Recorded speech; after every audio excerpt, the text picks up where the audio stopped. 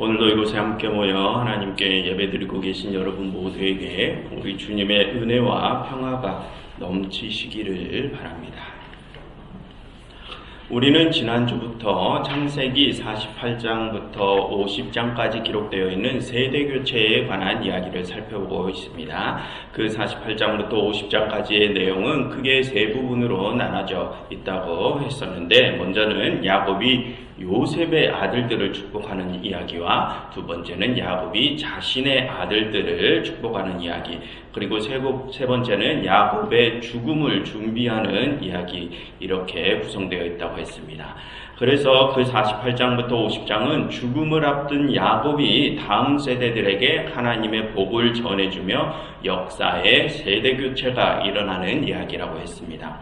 그래서 지난주에 우리는 그 중에서 첫 번째 이야기인 야곱이 요셉의 아들들에게 축복하는 이야기를 살펴보았습니다. 그 중에서 서두 부분만을 살펴보았죠.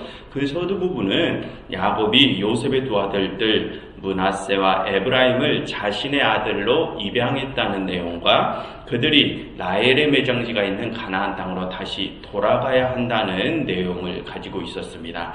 그래서 그러한 내용은 하나님의 약속의 백성들은 애국과 같은 힘의 세상이 아니라 진정한 희망이 숨어있는 애국 밖에 슬픔과 고난과 시련이 있는 세상, 즉 약속의 세상으로 돌아가야 함을 의미했었죠. 지난주에 살펴본 내용은 그러한 의미를 가지고 있었습니다. 그리고 오늘은 야곱이 요셉의 두 아들들 므낫세와 에브라임에게 축복을 해주는 그 본론부의 내용을 살펴보도록 하겠습니다. 먼저 오늘의 줄거리부터 보겠습니다. 이제 병이 들어 죽을 날이 가까운 야곱 앞에 요셉이 자신의 아들들을 데리고 나왔습니다. 그러니 야곱이 그 손자들을 안으며 요셉에게 이렇게 말을 합니다. 내가 너의 얼굴을 다시 볼 것이라 생각하지 못했는데 하나님께서는 나로 하여금 너의 아들들까지 보게 하시는구나 라며 큰 기쁨을 표현을 하며 요셉과 야곱이 인사를 나눕니다. 그렇게 인사를 나눈 후 요셉은 아들들을 잠시 뒤로 불러두게 하고 절을 합니다. 아버지께. 그리고 요셉은 자신의 두 아들들을 다시 야곱 앞에 서게 하는데, 그때 요셉은 자신의 큰아들 므낫세를 야곱의 오른손 앞에 서게 하고 둘째 에브라임은 야곱의 왼손 앞에 서게 합니다. 그러면서 축복을 받게 하는데요. 그런데 야곱은 그때 축복을 손을 엇바꾸어서 축복을 합니다. 오른손은 둘째 에브라임의 머리 위에 얹고 자신의 왼손을 첫 번째 손자인 므낫세의 머리 위에 얹습니다. 그리고 야곱은 그들에게 축복을 해주는데, 그동안 야곱 자신을 기르시고 환난에서 건지신 하나님께서 이 아이들에게 큰 번성의 복을 주시라는 축복을 해줍니다. 그래서 그 뒤에 요셉이 그 장면을 못마땅해 하는 이야기가 이어지는데, 그 뒷이야기는 다음 주에 살펴보도록 하겠습니다. 아무튼 오늘 야곱은 이제 자신의 손자들에게 축복을 하려고 합니다. 그런데 여러분, 과거에 그와 같이 다른 사람들에게 축복을 하는 행위는 지금 우리가 드리는 예배나 성찬식 또는 결혼식과 같은 예전적인 행위들이었습니다. 즉 축복 예식이었죠. 그래서 여러분, 오늘 우리는 이 야곱의 축복 장면을 살펴보면서 우리가 행하는 예전적 행위들에 대하여 잠시 생각을 해보려고 합니다.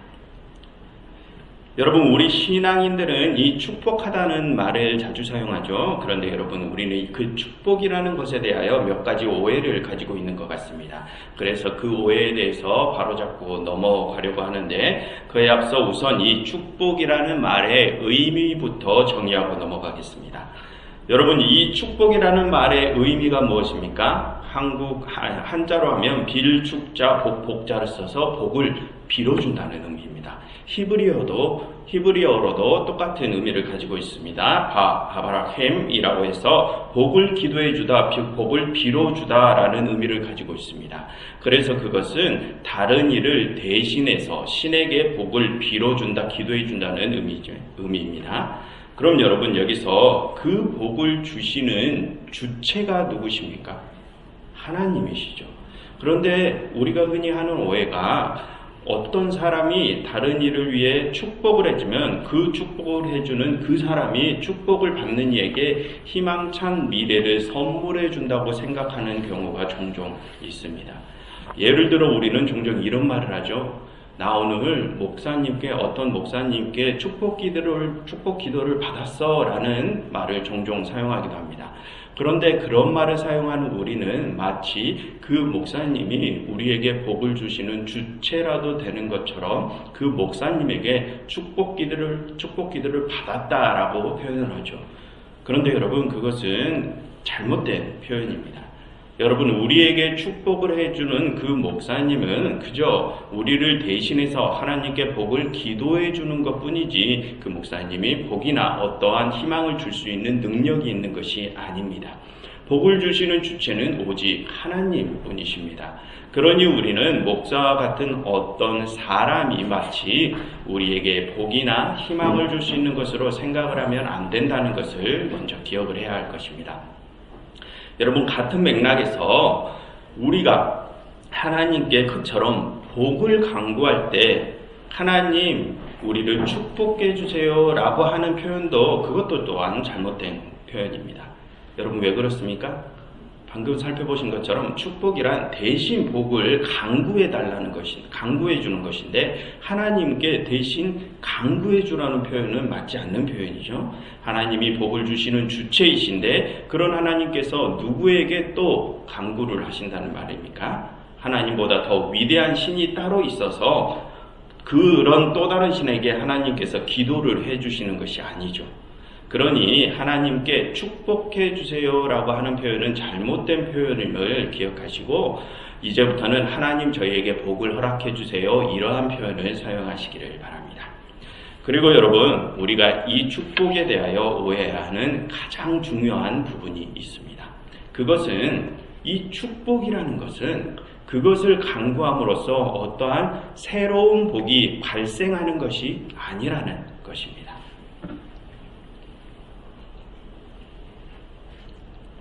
여러분, 이 야곱의 축복을 예를 들면 여러분, 지금 야곱은 자신의 후손들에게 축복을 해주지 않습니까? 그럼 우리는 지금 이 야곱이 행하는 그 축복으로 인해서 그때부터 하나님의 복이 그 후손들에게 발생된다라고 생각하는 경향이 있습니다. 다르게 표현하면 야곱이 그들에게 하나님의 약속을 축복해주는 그 순간부터 그 후손들이 약속의 자녀들로 포함된다라고 생각을 한다는 것입니다. 그런데 여러분, 그것이 아닙니다. 여러분, 지금 야곱이 자신의 후손들에게 하는 이 축복은 하나님의 복을 발생시키는 장치가 아니라 하나님의 복이 이미 그들에게 주어져 있음을 보증해주는 표시일 뿐입니다. 지금으로 말하면 우리의 도장과 같은 것이죠. 그래서 그것은 모세 이후의 시대로 예를 들면 할례와도 같은 것이고 지금 우리 그리스도인들의 상황으로 예를 들면 세례와도 같은 것입니다. 여러분, 하나님께서는 이미 이전부터 야곱과 이삭과 아브라함에게 복을 약속해 주셨죠. 여러분, 그게 어떤 약속입니까? 그의 후손들이 번성할 것이고 그들이 땅을 받을 것임을 이미 약속해 주셨습니다. 그러니 그 후손들에게는 이미 하나님의 복이 함께하고 있는 것입니다. 야곱이 자신의 후손들에게 축복을 해주는 그때에 하나님의 복이 그들에게 발생하는 것이 아니라는 것이죠. 여러분, 그처럼 지금 우리 그리스도인들이 받는 세례 역시 마찬가지입니다. 하나님께서는 이미 우리를 당신의 백성으로 받아 주셨죠. 하나님께서는 우리가 이전에 죄인이었을 때부터 이미 우리를 당신의 백성으로 삼으시고 그래서 우리를 구원하시려고 우리의 죄를 없애주시려고 당신의 아들을 보내신 것 아닙니까? 그래서 그 세례 역시 우리가 그 세례를 받음으로써 하나님의 백성에 포함되는 것이 아니라 하나님께서 이미 우리를 당신의 백성 삼아 주셨음을 보증받은 표시가 바로 그 세례라는 것입니다. 그럼 여러분, 여기서 질문을 드리면 우리가 그 세례를 받고 말고 하는 그 세례의 유무가 우리의 구원의 척도가 될 수 있습니까? 그게 아니라는 것입니다. 세례의 유무에 따라 당신은 세례를 받았으니 하나님의 백성이고 당신은 세례를 받지 않았으니 하나님의 백성이 아니다. 이렇게 구분짓는 것이 아니라는 말씀입니다. 그것을 우리는 기억을 해야 할 것입니다. 아무튼 그와 같은 맥락으로 지금 여기서 야곱이 행하는 축복은 그런 보증의 기능을 하는 세례와도 같은 것입니다. 그러니 여러분 여기서 중요한 포인트는 그런 세례나 할례나 축복은 그러한 것들을 받는 이들이 이제부터 그 표시를 마음에 간직하면서 자신에게는 하나님의 약속이 함께하고 있음을 항상 되뇌이는 것이 중요한 것입니다. 내가 이 표시를 받았으니 나는 이제 구원받았다. 나는 이제 하나님의 약속의 백성이 되었다. 이게 아니라 이미 나를 자녀 삼으신 하나님의 그 은혜를 되뇌이면서 이제는 그분의 자녀로서 정체성을 지키며 살아나가는 것이 중요하다는 것입니다. 그렇지 않고 하나님의 자녀로서의 정체성이 없는 삶을 사는 이들은 그가 아무리 세례를 받았다고 해도 그것은 무용지물인 것입니다. 우리는 그것을 반드시 기억을 해야 할 것입니다. 그리고 여러분 이 축복 장면에서 우리가 또 눈여겨보아야 할 것은 야곱이 축복을 하는 방식에 있습니다. 여러분 14절을 한번 보시면 야곱이 어떻게 자신의 손자들에게 축복을 합니까? 자신의 손을 그들의 머리에 얹으면서 축복을 하죠. 즉 안수를 하면서 그들에게 축복한다는 것입니다. 그래서 여러분 여기서 우리는 이 안수라는 행위에 대해서도 잠깐 살펴보고 넘어가도록 하겠습니다. 여러분 방금 우리는 축복을 하는 행위가 상징성을 가진 예식임을 알 수 있었습니다. 그게 무엇을 상징하는 것이었습니까? 하나님의 백성으로서의 정체성을 기억하게 해주는 상징적인 예식이라고 했었죠. 그처럼 이 안수라는 의식도 역시 마찬가지입니다. 그 안수를 하는 의식 자체에 어떠한 특별한 힘이 들어있어서 그 안수를 통해서 어떠한 새로운 상황이 발생하는 것이 아니라 그 안수 의식을 통해서 우리가 어떤 중요한 의미를 기억하고 그 기억대로 우리가 살아나가는 것이 중요한 것입니다. 그럼 그 안수라는 의식이 우리로 무엇을 기억하게 하느냐? 여러분 지금 야곱은 자신의 손을 그들의 머리 위에 얹죠. 그래서 이 안수 의식에서는 사람의 손과 머리가 중요합니다. 여러분 과거에는 우리의 머리는 우리의 마음을 대표하고 우리의 손은 우리의 몸을 대표한다는 개념이 있었습니다. 그러한 내용은 화면에 보시는 것처럼 성경에 아주 많은 곳들에서 확인할 수 있는데 시간 관계상 그것을 다 확인하지는 않겠습니다. 여기서 우리가 기억할 것은 과거에는 머리를 우리의 마음을 대표하는 기관, 또 손을 우리의 몸을 대표하는 기관으로 생각을 했다는 것입니다. 그럼 여러분, 우리가 안수를 할 때, 안수를 또를 받을 때 우리의 몸을 상징하는 손이 우리의 마음을 상징하는 머리에 얹어진다는 것이 무엇을 뜻하는 것일까요? 우리의 몸과 마음이 하나로 연결됨을 의미합니다. 그럼으로써 그동안 야곱이 자신의 영육으로 경험한 모든 경험들이 다음 세대들의 영육과 연결되기를 바라는 것입니다.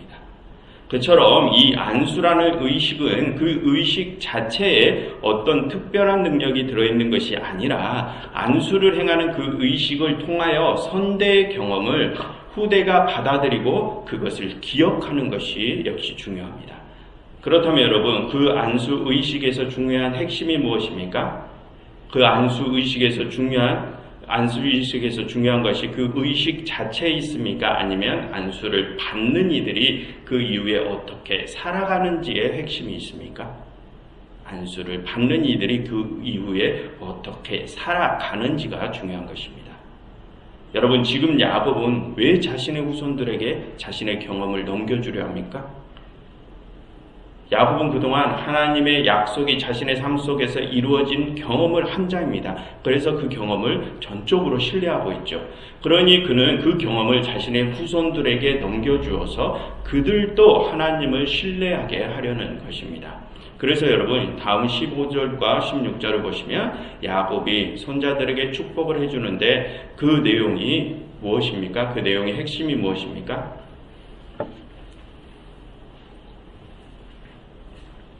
야곱은 먼저 하나님이 어떠한 분이신지를 그들에게 상기시켜 줍니다. 15절 그가 요셉을 위하여 축복하여 이르되 내 조부 아브라함과 아버지 이삭이 섬기던 하나님 그리고 나의 출생으로부터 지금까지 나를 기르신 하나님 나를 모든 환난에서 건지신 여호와라고 하며 야곱은 지금 자신의 후손들에게 복을 주시는 하나님이 어떠한 분이신지를 소개시켜 줍니다. 그럼 여러분 그 하나님은 어떤 분이십니까? 자신의 조상들과 함께 하셨던 하나님 그리고 자신을 기르시고 환난에서 건지신 하나님이라고 소개하죠. 즉 여기서 야곱은 그동안 아브라함부터 시작해서 이삭과 야곱 자신으로까지 3대에 걸쳐서 자신의 가정에 역사하신 하나님을 소개하는 것입니다. 그러면서 그렇게 그동안 자신의 가정에 역사하신 그 하나님께서 이제는 너희에게도 역사하시어 너희와 함께 하시고 너희에게도 약속을 이루어 주실 것임을 기억하게 하는 것입니다. 야곱은 그렇게 이제 다음 세대들에게 그것을 기억하게 함으로써 그들이 그 기억에 의지하며 그 하나님을 신뢰하게 하기 위해서 야곱은 그들에게 안수하며 축복을 해주는 것입니다. 여러분 오늘 우리는 야곱이 자신의 손자들에게 축복하는 장면 중에 일부를 살펴보면서 축복과 안수라는 예전적 행위들에 대해서 이야기를 나누어 보았습니다. 그러한 예전적 행위들은 그 예식 자체에 어떠한 큰 힘이 들어있거나 그 예식 자체로 인하여 어떠한 특별한 상황이 발생하는 것이 아님을 배웠습니다. 그처럼 여러분 우리가 신앙생활을 하면서 행하게 되는 여러 예전적인 행위들은 그 예식 자체를 행하는 것보다도 그 예식 자체에도 중요한 의미가 있지만 그 예식을 행하는 것보다도 그 예식을 행하는 이들이 그 예식을 통하여 무엇을 기억하고 그 기억을 통하여 어떻게 자신의 삶을 바꾸어 나가는지가 중요한 것입니다. 여러분 우리 신앙인들은 많은 예전적인 행위들을 행하죠. 아까 말씀드린 것처럼 때가 되면 세례를 받기도 하고 또 매주일마다 이렇게 예배를 드리는 등 우리는 많은 예전적인 행위들을 합니다. 그럼 여러분 우리가 그런 예식을 드리기 전과 후에 무엇이 달라집니까? 여러분 그동안 나의 모습을 한번 돌이켜보시면서 그것에 대해서 한번 생각을 해보십시오. 여러분 그동안 우리는 수많은 예배를 드렸습니다. 그럼 우리가 그런 예배를 드리고 나니 우리의 삶이 바뀌었습니까? 그렇게 수많은 예배를 드렸더니 정말로 우리가 이전보다 더 많이 하나님의 말씀을 지키며 선한 삶을 살게 되었습니까? 여러분 솔직하게 내 자신에게 한번 물어보십시오. 내가 정말 그 예배를 드리는 예식 그 자체만으로 내가 더 선하고 의로운 자가 되었습니까? 여러분 또한 우리 모두는 주님의 이름으로 다 세례를 받은 자들 아닙니까? 그럼 여러분 그 세례를 받았을 그 당시를 한번 떠올려 보십시오. 그럼 여러분 내가 그 세례를 받았을 때 그 이전과 그 이후에 나의 삶이 얼마나 많이 변해 있었습니까? 정말로 그 세례 예식을 통하여 내가 좀 더 주님의 모습을 본받는 자들이 되었습니까?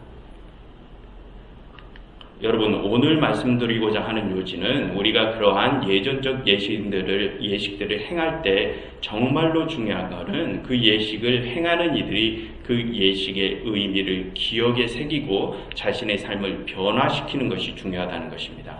그런데 그러한 변화는 전혀 없이 우리가 수없이 많은 예식들을 행하여 봤자 그 예식은 아무런 능력도 발휘하지 못합니다. 아무런 변화 없이 그런 예전적 행위들만을 계속해서 드리는 것은 위선적인 행위입니다. 그래서 예수님께서도 바리새인들의 누룩을 조심하라고 하셨죠. 여러분 구약의 아모스서는 하나님께서 이스라엘에게 심판을 선고하시는 내용을 담고 있습니다. 그런데 왜 하나님께서는 당신의 백성들에게 심판의 백성들을 선고하셨는가 하고 보니 여러분 화면을 보시면서 아모스서 4장 4절과 5절을 함께 읽어보실까요? 함께 읽겠습니다. 너희는 베델에 가서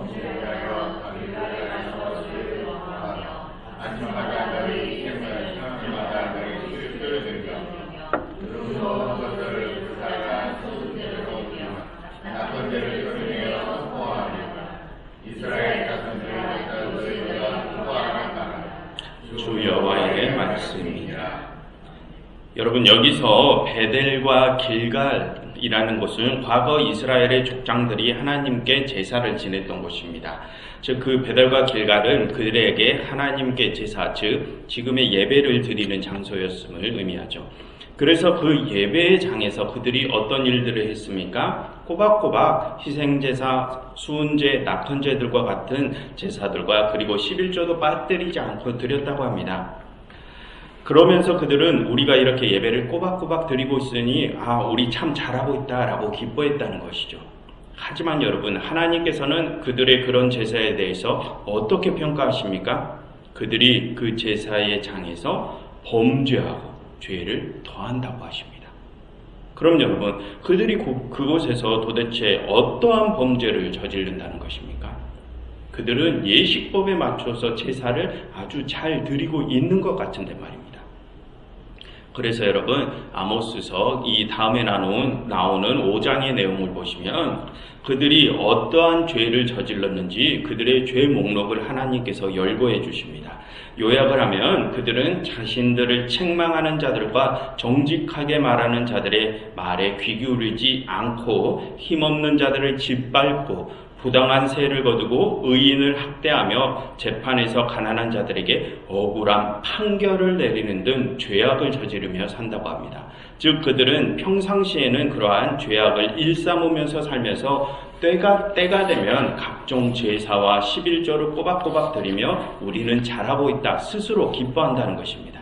그래서 하나님께서는 그들의 그런 일상에서의 범죄함이 하나님의 제단을 더럽히는 일이라고 하시는 것입니다. 그래서 여러분, 그 다음 5장, 아모스서 5장 21절과 24절을 보시면 하나님께서는 그들에게 내가 너희의 절기를 미워하고 성회를 기뻐하지 않는다고 단언하시면서 내가 너희의 모든 제사를 받지 아니할 것이고 너희의 찬양도 받지 아니할 것임을 선언하십니다. 여러분, 그처럼 그 아모스서는 제사 만능주의, 지금으로 말하면 예배 만능주의에 빠져버린 패역한 신앙인들에게 심판을 예고하는 예언서입니다. 여기서 예배 만능주의란 예배만 드리면 모든 것이 다 해결된다라는 생각을 가리킵니다. 예배 드리는 그 행위 자체만으로 모든 것이 다 용서되고 예배 행위 그 자체만으로 하나님께 기쁨을 드린다고 생각하는 것이죠. 하지만 여러분, 하나님께서는 그런 예배 만능주의에 빠진 그들에게 어떤 말씀을 하십니까? 내가 너희의 제사도 너희의 찬양도 받지 않겠다 하십니다. 그러시면서 그 말씀 뒤에 이런 말씀을 덧붙이시죠. 오직 정의를 물같이 공의를 마르지 않는 강같이 흐르게 할지어다 라고 말씀하십니다. 하나님께서 진정으로 원하시는 것은 그러한 형식적인 제사가 아니라 하나님의 뜻대로 살아가는 것을 원하신다는 것입니다.